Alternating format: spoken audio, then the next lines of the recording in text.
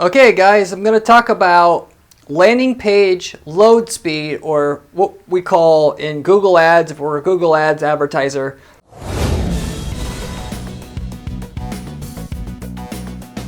final URL or page you take traffic to from your PPC campaigns, how fast that page loads and how that affects how much you're actually going to be able to make from your PPC campaigns. If you don't know it already, how much you make from your PPC is directly related to how fast your page loads. And so in this video, what I'm going to talk about is how much the page speed actually will affect your PPC results / profitability in terms of multiples, percentages, so on and so forth, which is, as a quick spoiler, you're going to be able to make 2 to 3 times more optimizing for all the things that I'm going to give you on this video to optimize for to make your page load as fast as possible without compromising what the user sees at all. And you know, with that, and how to do it easily, quickly, without having to spend too much money. Everything is pretty inexpensive, and how much you stand to lose, of course, on top of everything else, and why, if your page doesn't load very fast or just as average or below average, what below average is, all that stuff I'm going to cover in today's video. So as I usually do on my videos, I'm going to talk you through my system for actually making a page load as fast as possible, so you do get these quick, easy gains in profitability from your ads and just put yourself in position to actually make money from your ads in the first place. And why this stuff works, why it's important, again, what stuff you can do to make your page load faster, and what you actually stand to lose if you don't do these things, and why.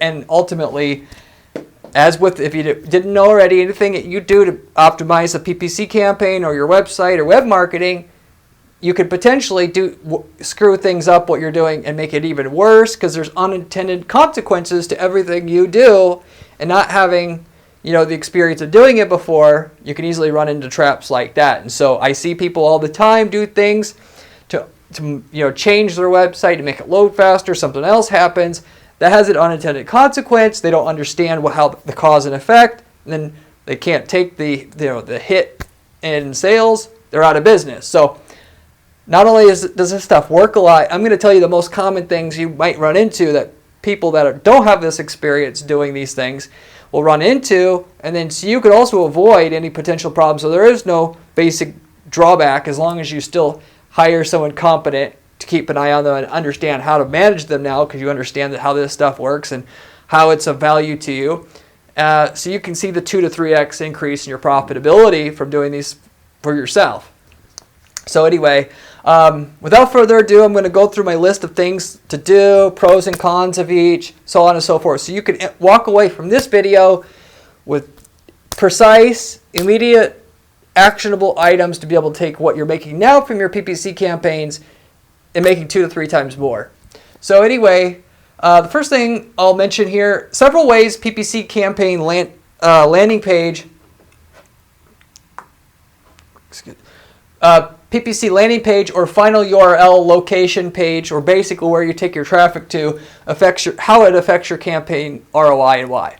So there's 2 main ways that your landing page and how fast, or page you take users to and how fast that page loads, will affect how much you're making. It's directly related. First of which is the obvious one that you may understand or think, or if you maybe didn't know, the user experience. The faster your page loads, the better your overall user's experience will be as a whole, for the average person, let's just say, of what they see when they get to your page. And the more that the user feels like you're catering to them, the more that they're going to be willing to give you their money. And why is this? People are impatient. They're picky. It's way too easy for people to click the back button, go back to Google, and click on something else than it is to wait a little, just a little bit too long for your page to load. That's just how it is. If you want to make the big bucks, you have to cater to the user.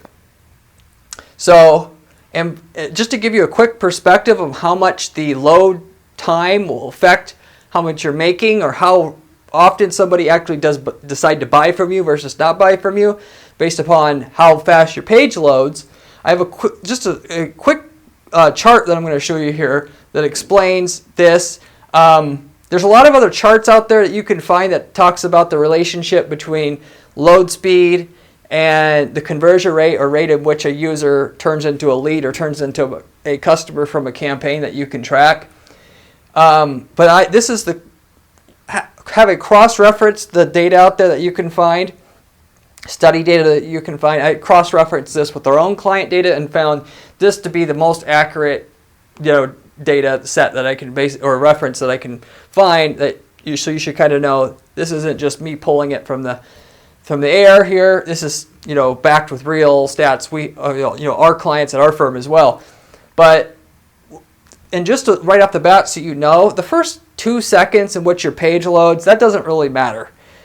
Of course, if you can get your page to load at 1 second, it provides buffer for not ever going over the 2 second range, which if you did not know, the farther the user is from your web hosting server, the longer it will take for the page to load because the bits have to travel through the internet.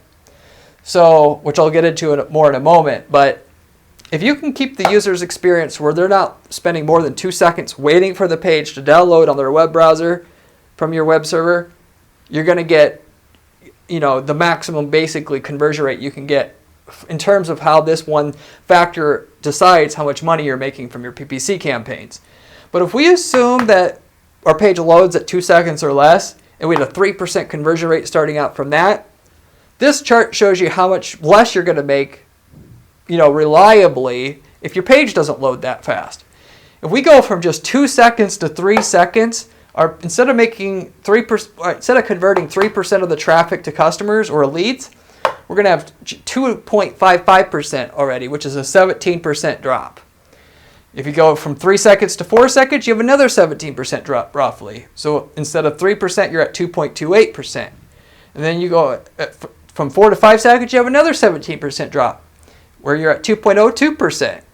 And then if you go from 5 to 6, 6 to 7, the same thing, 17% drop, and then another 17% drop, to where all the way at the bottom, if you're loading in 7 seconds versus the 2 seconds for something that crops up, you've redesigned your site, you really didn't think about, the web design company that made your new site didn't code it correctly, something's going wrong, your results go to crap. This could be a good reason why, because in this particular situation, just for this one reason alone, you can end up with half the amount of customers you had before, going from a 2 second load rate to a 7 second load rate. So that isn't even the full impact of what this slow loading landing page or final URL loading, or where you take traffic to, loading speed has on your business.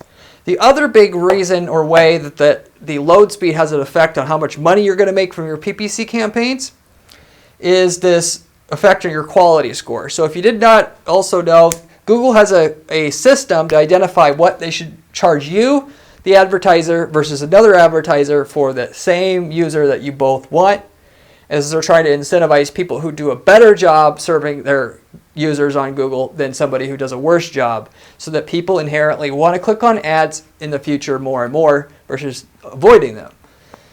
But so on a keyword by keyword basis, they judge how well you're serving the user from that keyword to see how much they're charging you for the same exact user. Of that, there's a 39% of how much they decide that they're going to charge you for that click or that user comes from this, what is called landing page experience score. So 39% of quality score is this landing page experience score. And of that landing page experience score, upwards of half of that landing page experience score, or 39%, will have to do with the load speed if you're towards the bottom of the end of the range here, roughly speaking, and it's loading really slow. Okay. So with that said, how much does that put it on top of, just getting a drop in conversion rate from people getting pissed off and wanting to leave your site and click on something else? Now you're being charged more for the same user on top of it. If you're starting out, I have a small table here so that it shows you the kind of impact this is going to have on your business if this is you. If the cost per transaction or cost per lead or cost per customer that you're getting it right now today is $5 or was $5, and you had a 2 second average load speed on your site, If you go just from 2 seconds to 5 seconds between these two factors of user experience and then the quality score ding you're going to get from having your page load slower, you're going to go from $5 an average customer or lead to $8.35 roughly speaking, which is a 48% increase in cost per customer. If you go from 2 seconds average load speed to a 7-second load speed, way worse. Now you're talking about, instead of paying $5 for that customer, you're now paying $10.95 for that customer. So over double. Same exact customer, all you did was have a slow page. Which again, I see people all the time, they're not watching this stuff.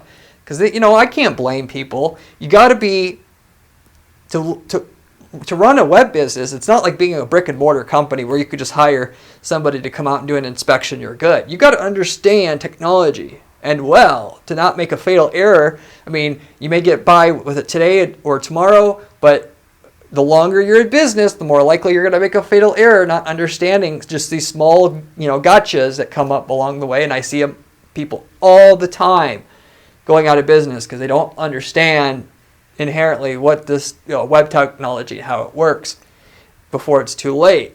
They see a problem, they don't know what it is, it takes too long to react, you're out of business. So, of course, if you've got a 7-second load speed versus a 2-second, by the way, that's a 120% increase in your cost per customer or cost per lead right off the top. But you may update your website and it's now loading slower. You don't realize to check this because this is the first time that you ran a website, right? You're not a firm like ours that deals with websites all the time and sees the outcome of different situations and reactions or things that actions that you do. It could be you switched hosting, somebody talked you into switching hosting because that hosting is cheaper, whatever the reason. That's what you're dealing with. And, respectively speaking, now you're paying over double what you were paying before for the same customer. A lot of times, if you had to be at an 8-to-1 return to make the campaign pay for itself, and now you're at 3-to-1, and then you're losing, $500 a day because of that. And it takes you 3 months to figure it out. Now you just made $100,000 mistake or whatever. But so that hopefully scared you a little bit. I don't intend to be mean here, but you should understand. I just want you to know first off how much this stuff actually matters and why you want to do, and be looking into all this nerdy stuff or technical stuff that I'm going to mention here next in order to take load speed to a 2-second basically every single time, no matter what you're doing or however you're doing it. For the most part, 90+% of the time, no matter what you're running, will be able to go to a 2-second load speed and no more if you just deploy these things. Sometimes you'll need a few, sometimes you'll need more, but if you look at them all, I promise you'll be able to get there. If you can't, let me know. I'll give you a free audit on your site and tell you why and what you could do to take you the rest of the way. That I promise. So anyway, what can we do to optimize the page to get that golden 2-second load speed, if you want? So, and one last thing I will also mention here before I move on as well. All of this, by the way, will affect your PPC. The SEO is the same thing. Due to Google's RankBrain algorithm, if you got a slow page that loads slowly, that Google's ranking organically, and suddenly you go from a 2-second to a 5-second or a 7-second load speed. Google, I've seen it personally multiple times, where you were ranking really good today, 2 weeks later, the algorithm figures out that you're not loading fast anymore. People are bouncing back at double the rate they were back to Google to click on something else. Now all your rankings are basically wiped off the face of the map, and let's say you figured it out. You hired a consultant. You figured it out, which, by the way, you should have the consultant before this happens, not after, because it's just good insurance. Nobody really thinks they're going to get into an accident until it happens. I realize this is just basic human psychology, but your rankings are gone. If you don't fix your site within 2 weeks, you're not going to get your rankings back. Okay, Google, I fixed it. You spent years building up your organic rankings, and now they're gone, and there ain't nothing you're going to do Nobody cares. So sorry, you're now just another stat. Goodbye. So in SEO rankings, it more has to do with the user experience on your site, i.e. which half of it a lot of the times is just load rate. More so than the PPC in terms of how well you're going to be ranked. Of course, it's actually SEO and PPC is very similar. They're ranking what's your click-through rate, which makes up roughly 30% of how much they decide they're going to pay you for a paid click. The click-through rate on the ad. The organic listing, it's the same thing. And then when they get to the site, do they stay there? And does it look like they convert? And did they stop what they're doing? Did they get what they want? Or did they go back to Google and click on something else that indicated that your site did not serve that user's needs for that particular query? Between those two things, that determines if you're going to rank higher or lower. And if you do better than, let's say you're at 5 and you do better than the guy that's at 4, well, now you're 4. Now, if you're at 4 and you're doing a better job than 3, you just keep going up. And then naturally, they just want to give the user what the user wants. Of course, there's some other factors. Namely, part of it is if you're a good customer on the Google Ads side, that'll help you out. Hint, hint. Especially if you spend more than $10K a month. But respectively speaking, whatever you do to make the PPC work in terms of usability, the SEO, it's the same exact thing. So if you're forced to make PPC work profitably, the SEO is going to come along for the ride. I've seen that's just, you never want to just optimize for SEO anymore. It's an uphill battle. You do well with PPC, you scale the PPC, half your PPC gets subsidized by the organic rankings that go along with it. But, again, the main thing is don't lose your rankings because you have to keep your eye on the ball in terms of load speed. I would recommend checking it once a week or once a month to make sure it doesn't, fall off the map, or hire somebody that can keep, in charge of it, or pay particular close attention to people complaining about any website issue you have at all, loading slowly, whatever. That's another way you can deal with it. But you're also not just going to get ranked in the first place if your page loads in 7 seconds, because there's probably someone ahead of you that's already ranked up top, that Google knows that they can trust. They know that they're an established business more than you potentially, so that you're not going to rip their users off in terms of dealing with them business-wise. Why would they send the traffic to you at that point? They won't. But long story short, with all that said now, got all that out of my system. So here's what you do to bring your load speeds up to where they need to be, or just in general. The first thing, the hosting. So I have all the time people with 100K a month budgets. And what do they want to do? They want to spend $10 a month for a GoDaddy shared hosting account. Why? And this is specifically after I tell them, you get what you pay for. Go to have a liquid web. Our server at guaranteeppc.com, we're not a $50 million a year company. We will pay $100 a month versus the $10 a month that GoDaddy charges, because it loads as fast as possible in terms of the physical infrastructure and hardware.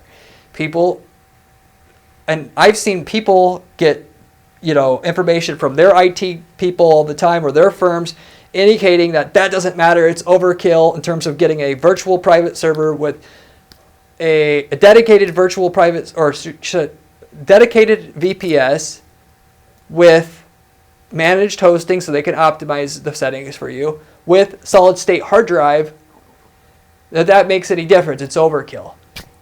When you have shared hosting, everybody's trying to download up the same disk space. So if you have a bunch of other traffic coming in at once, your site's going to be slower. Maybe not all the time, but some of the time. But let alone that, the solid state hard drive, which you're not going to get with a cheap hosting account, it physically loads faster. So it doesn't have to be liquid web, but the fastest company, and I don't get any commission from liquid web, but the fastest one that I've ever tested was liquid web. I can get a site that would normally load, even with that, some of these so-called services that say that they, YP optimize, or can't remember what they're called, where they say they do WordPress hosting, and it's supposed to be specifically to speed it up. they'll give me a 3-second load time, whereas on a dedicated VPS with solid state hard drive through Liquid Web, which is of course more money, I'm getting a 2-second. So that right off the top is basically one of the biggest factors. Assuming you don't have some major issues with the page itself and the coding, I would recommend just going with that. If you don't want to screw around, you want to get the 2-second load speed, start there, because all this other stuff is a pain in the butt anyway. That's just, at least you pay it, you're done. Moving on, landing page tool. So I use Unbounce. I'm familiar with that. I back that. The coding on Unbounce is very clean. Your pages load fast. Could it load faster with plain HTML? Yes, because there's less overhead, if you will. It's hard for me to put it in a simplistic terms, but the less complicated the code, the faster the page can load. If it's plain HTML, it loads very fast. So if you want the fastest load speed, just use plain HTML. Don't even use CSS to an overly necessary degree. I know there's some programming people out there that will probably tell me what I'm saying is not wrong, but plain HTML in the simplistic form as you can is going to load the fastest. But there's landing page tools out there that aren't very good. They don't load as fast as like an Unbounce, and so just be careful with what you use. Move on from that. Code integrity. So if you hire a really poor coder, they're not going to... People value or rate coders by their, like how much they charge. Oh, he's, $30 an hour. This guy's $100. Of course, $30 an hour. Don't do that. The better coder can get the same thing done with less lines of code. The less lines of code you have, the faster you can download that code off the web server. So you want as good a person as needed or as reasonable to code your page if you're not going to use a landing page tool, and to make that code as tight and less redundant as possible. If you don't know if it's tight, go hire the best person you can find and have them audit it. See what you can shave off that way. Then there's simplicity of the page itself, i.e. the images. So, images take the longest to load on the page, right? It's not the web HTML code so much and the text. It's mainly the images. Well, you can use less images, but then you're getting into the point where, in terms of user psychology, images are what a lot of times get your conversion rate, because people can process images faster than words. You don't use just images and words, they work together, but still, if you start cutting back on images to get your load speed up, you say, whoa, we did it, 2 seconds. We only had to get rid of half of our important images. And you don't understand how consumer psychology works and how to optimize a page for consumer usability, and understand how psychology of the user works, and done this lots of times. You might just cut off your foot to save your hand. Next is AMP. So the mobile, this is a tool that Google provides for mobile pages. So you could take your desktop HTML code, put it into AMP format, and then on your ad, in the ad edit menu, there's a checkbox that says use this URL for mobile only, and you could send people to the AMP page. That'll get you super quick load speed on AMP. Upwards of double as fast. Of course, it takes more time to admin things if you do that. One shortcut around having a double admin something would be you can use Unbounce, and Unbounce has AMP built within it. So you can, for the most part, have to manage one page and still have the speed gain you're going to get on mobile. And mobile, these numbers are going to be even more sensitive because the mobile device just doesn't have the hardware your desktop, your MacBook, or whatever is going to have. So a page may cut it on desktop, but on mobile it doesn't cut it. That's why Google came out with AMP. And so you should always check, by the way, then with that, the load speed on desktop and mobile separately. And they have the user, I can't remember Google's tool for rating whether or not your desktop and your mobile site is rated highly in terms of load speed, if you will. Me personally, I'm not going to look at that so much as I just want the load speed to be, 2 seconds if I can get it. And if they give me a C, but my load speed is 2 seconds, I'm good enough, at least for PPC purposes. For SEO, that's maybe a different story, but because it's hard their system to get like an A+ score. Next is the DNS Offsite Queries. So if you're using a PageSpeed tool, there's what is called a waterfall. It'll show you how the page loads and what it's waiting on. And the first thing that it usually waits on is the offsite calls. So basically instances in the code where it has to look at a different web server other than the server that you're already looking at. So in other words, the user has to go to your web server to get the code. And then now once you've downloaded it, it's telling you have to go to another server. You don't want any more of that than you have to. If you're using Google Analytics, that would be one instance where they would have to do that for the pixel to load. But then if you start then piling on lots of these offsite calls, then it greatly slows it down a lot. It can slow it down a couple seconds if you have 3 or 4 of those things. So try to just get rid of them if you can. Well, of course, you have more room for error, and doing stuff like that. The more that you cut in other ways. So it's up to you what you're going to stick with. And there's lots of options here for you, so you can decide to work on things from a different angle if you can't compromise in one of these individual areas. CSS Sprite Images. So basically, the way the CSS works and through HTML and CSS, you want it ideally so that if an image loads, it only has to load once, and then all other instances of that same image loads from that same image file. So you only have to download one image versus multiple to get the same thing done. And like a lot of times on a site, a navigation bar will be a lot of different images, but they're all the same. So it looks like one, graphic, but really it's a bunch of small graphics, and it's because it's cut up like that a lot. And so you just don't want to have each section of that navigation itself loading off of a different image file. Now this is a little bit more technical that you're probably wanting, but to keep it simple, you want to tell if you haven't had it and you're serious about this, I'm hiring a PageSpeed expert, and specifically an expert in whatever CMS or content management system you're using, whether it's WordPress, Drupal, whatever. And I'm going to tell them, or hopefully have them, when I hire them and tell them what we can do to speed up the site, them say something about the sprite images. They generally will, if that person knows what they're doing at all. And then, by the way, with that, there's also something called lazy load. So basically, also on the page, depending on the most important things, usually in the code, you have it at the top, so it loads first. And you have your head, body, and then the footer of the site in terms of the code. And stuff that you need to have loaded for sure, like the analytics code, I'll generally make sure that's up top so it always loads.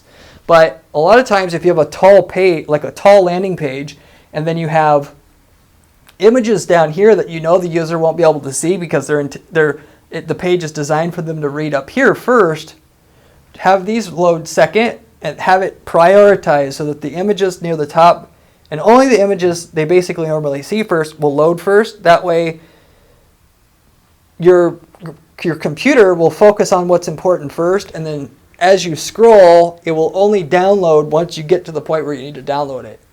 It's called lazy scroll. You can also do that. Next is the caching tools. So there's, for like WordPress, there's a lot of people use a caching tool, which basically then makes it so that on the web server that the files, the image files or whatever that need to be called from on your HTML code are loaded into the cache on the server. There's hardware caching and then there's software caching. Software caching is generally like when you're going to use a WordPress plugin and so on and so forth. I won't get into the particular details on that, but potentially you can optimize it from both sides. One small drawback with that is I've heard and actually seen people that have used that caching tool that screwed up their SEO rankings because Google's algorithm gets confused as to what page it's there. When you're using caching and you make an update to the page, the caching may not update the change to the page itself. So a lot of times what you'll have to do if you make a change to your site, you're using caching, is do a hard refresh so that the page and all the crawlers that need to look at that page get the most current version of the page instead of showing an old version of the page. So something to be aware of. CDNs, content delivery network. So like I said before, the thing that loads the slowest on a site typically is the images, right? Because they're the biggest. Why? Because they're the biggest files in terms of size. There's content delivery networks, one of which, the biggest one out there is Cloudflare. Basically, what you then end up having, instead of having all your web files on your web server, including your images can be copied and stored on another web server that may be closer to the user, so that the user only has to go from, like, let's say California to Texas to get the images that take a long time to download, instead of all the way to New York where your web server is set up with all the code that the user needs to download that web page. So it's just, most people use that. I would recommend using that, especially if you have a lot of images that are very very big. Let's just put it that big, and lots of them. So, but the same thing with that though, there's caching that they do, and you can shut off caching.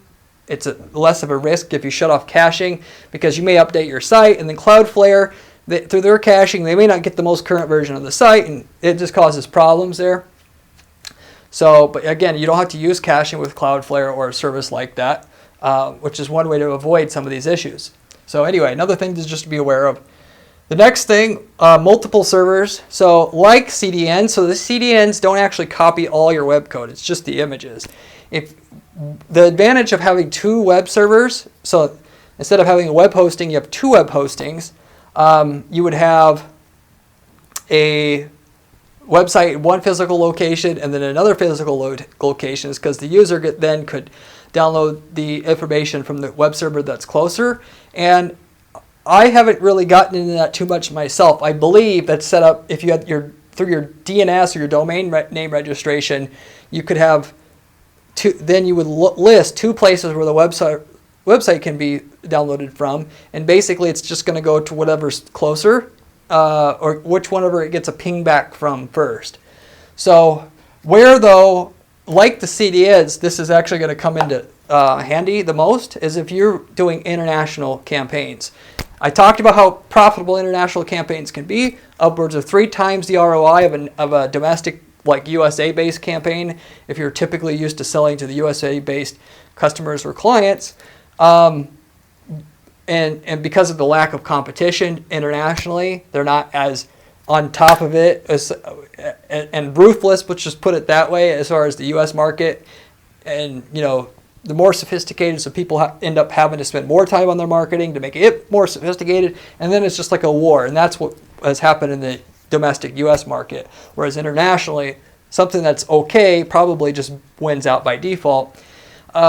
If the user's from Australia trying to download their website, instead of getting potentially, if your web server's in New York and somebody downloads and they're from Illinois, they'll get a 2-second download speed. If it's somebody from Australia trying to download the web files for the landing page in New York, it's a 5-second download speed, and there you go. You got a big hit on your conversion rate. Now, the international people, I find that they're used to things going slow. If they're going to download a US website, doesn't mean you're not going to get the benefit of the doubt if you don't. You're still going to get a proportional jump like this, absolutely.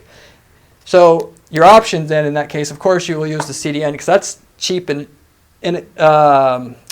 easy to do. The multiple servers thing can put you, if you're doing 20% of your business is in Australia, it's seriously worth considering just hosting the site in Australia. And the other way that you could do it is you could have a site that's, this is my domain name.com for your website.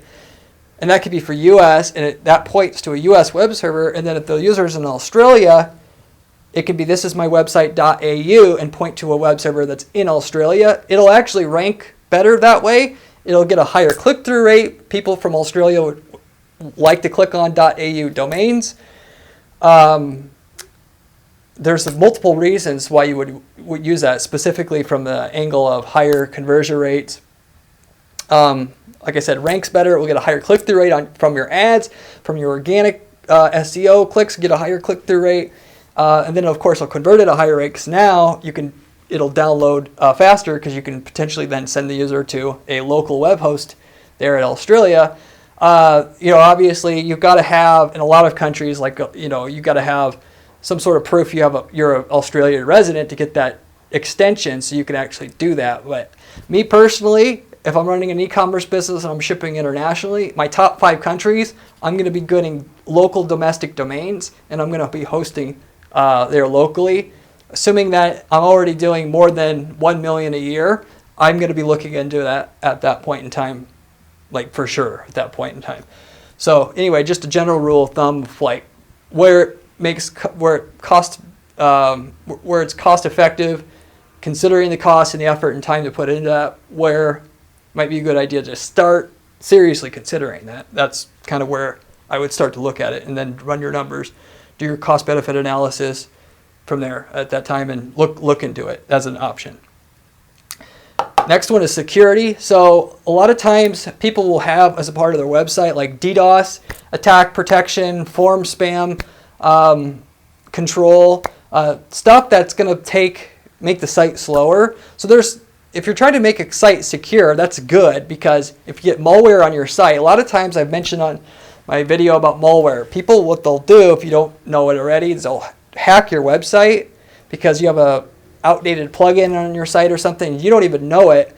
They've added some hidden code on your site that directs users to a different website or does something and slows your site down. You don't know it's there unless you've done a security scan of your entire website. So if you have bad security, this could show up anytime, and if you don't have somebody actively, constantly checking your site on a regular basis, that code could be there to slow down your users for months, if not years, into the future. So what you can do is, of course, have technology on the site that actively prevents people from being able to take a site down through, pinging it a bunch of times. But then that can slow down your server. So there's pros and cons to having more security stuff on your site versus less.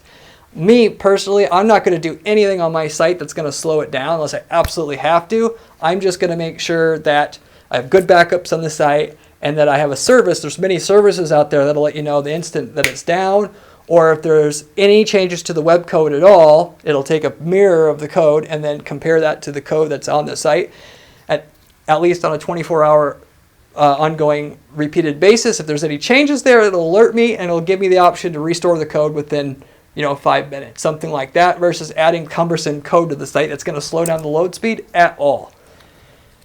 And then the last thing is database optimization. So I worked for a company called Idera before.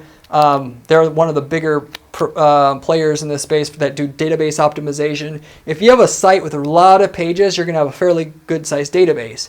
If you don't know what a database is exactly, you usually have your website and your web code, and then you have your database. And the database has all the data that usually goes into a large website, as far as, instead of each page having to have data in it, it'll have the framework of the site, and then the framework of the site will call the database to display that information in the web page. And the more data you have, the bigger the database you have. And the bigger the database you have, the longer it takes to query certain information from that database. And as you save and delete and re-put stuff in there, like a hard drive, it gets to be unoptimized after a while, fragmented. And so if you have a service like the Idera software, you can optimize your database so that it isn't going to be any more inefficient than it needs to on an ongoing basis. You may have to have a pretty big website before you really look into that. But then there's also there's lower cost and lower tech options to optimize a database as well that you should definitely look into. Anyway, if you have a site with more than 1,000 pages, I would want to look at hiring a database expert to tell you that you can optimize that database at all. That'll also decrease load speed, load time on your site as well for higher conversion rates, higher profitability on your campaign. Anyway, that in a nutshell gives you a very good idea about load speed, PPC landing page load speed, how that affects your profitability. Like I said, you can double to triple your profit on the same exact traffic, same exact budget, if you can get your load speed down, from 5 to 7 seconds down to 2 seconds. And all these things I gave you almost absolutely will do it for you. It's just a matter of, do you want to do it? The reason why it works, your competitors aren't going to be willing to deal with all this stuff. If you're going to be the one, you get the reward. So anyway, I hope that was enjoyable for you to also watch, i.e. or entertaining. I've let other videos just like this on this channel that talks about other money-making PPC strategies. If you haven't looked at any of my other videos yet, you should definitely do that. I also have a blog, a personal blog at guaranteedppc.com/blog that has the strategies I use to guarantee our clients' results that I personally have created for me and for people like you to check into, so you can understand other stuff, how to build campaigns step by step, more so how to do that for yourself and become a PPC expert yourself if you'd like. Other than that, if you have any questions or concerns about load speed on your site, your landing page, where you're driving traffic to, you can, like I said, get your load speed down to 2 seconds or in that range. Leave me a comment down below. I'll give you my opinion or anything I didn't cover. Feel free to ask a question about that. I'd be glad to get back to you. I get back to everybody who leaves me a question or comment in the comment section on my channel here. So anyway, hope you enjoyed, and good luck to you getting the page speed down to the point where you need to start making a bunch more money with your campaigns.